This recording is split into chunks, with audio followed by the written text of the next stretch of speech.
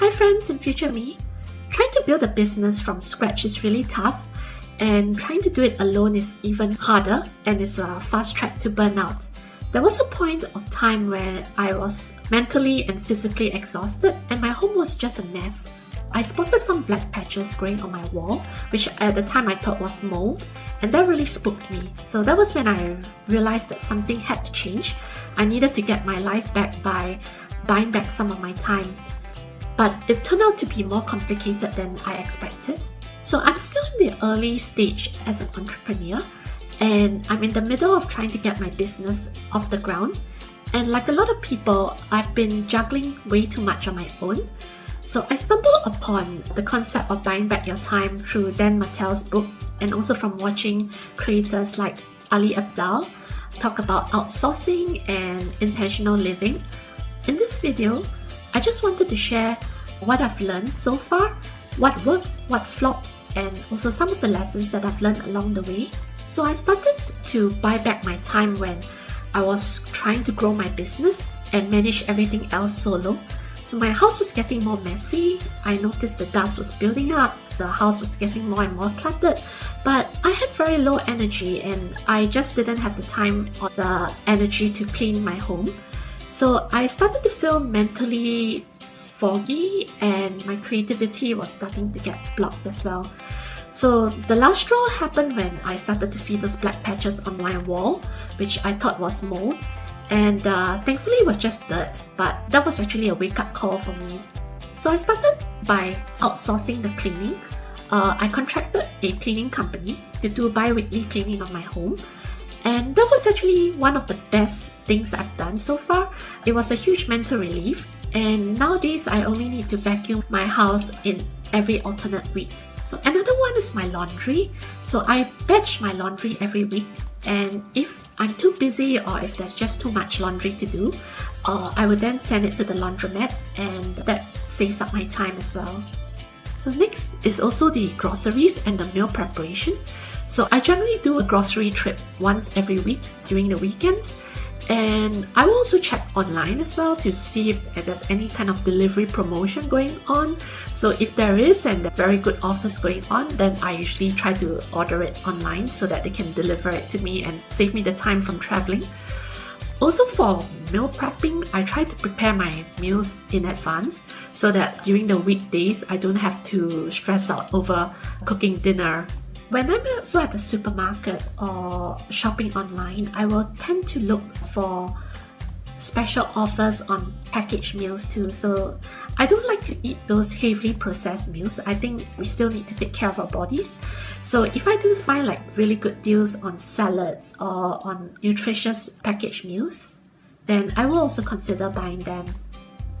And for my business, I hired someone from Fiverr to help to handle the art work so that I can focus on building the more essential aspects of my business.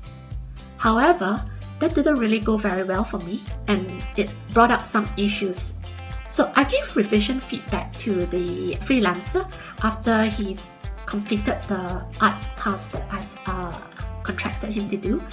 I did it through the chat system on Fiverr, and I didn't realize at the time that there was actually like a system for requesting for revisions.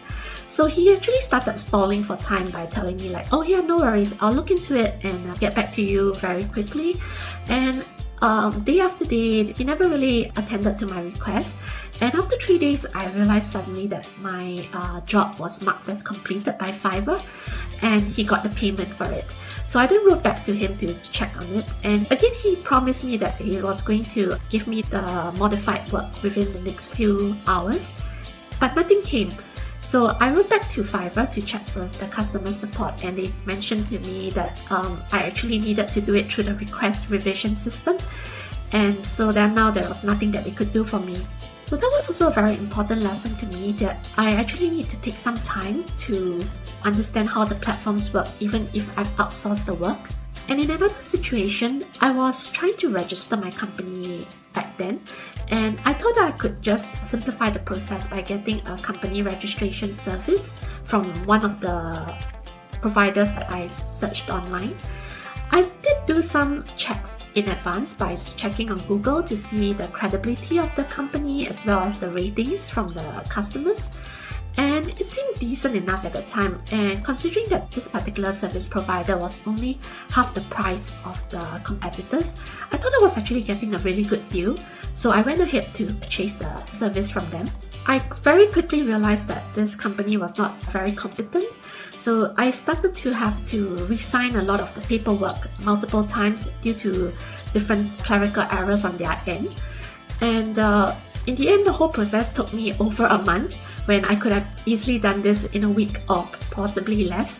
So that was also a lesson to me that sometimes going cheap is not the best use of my time and energy. So my key learning so far is that outsourcing helps, but it's not necessarily just like a set and forget kind of thing.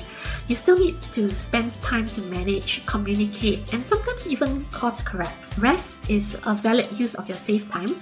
So especially if you're in a very hectic week, it's perfectly understandable to outsource some of the help needed for that week. So don't blame yourself for it and don't feel guilty over it as well. So I generally will do a very rough cost-benefit analysis before I outsource a particular work, and I will ask myself this question, like, is this work actually saving me enough time to justify spending the money on outsourcing to someone? So yeah, I'm still figuring things out along the way, and buying back my time hasn't always gone perfectly, but I think even the small wins have helped me to feel more focused and less overwhelmed. Whether it's like delegating a task or just freeing up some time to breathe, I think it's all about intentional use of your time and your energy. And honestly, every bit counts when you're building something up from the ground, or at least that's what I found for myself. So have you tried outsourcing or buying back your time? Did it work well for you? Did it backfire? I'd really love to hear stories about your accounts. So please feel free to drop me a comment below and let's keep talking about this. And if you're also on a journey of building something while trying to stay sane, consider subscribing. I'm sharing what I learned along the way, and I'd love to have you along for the ride too. Bye!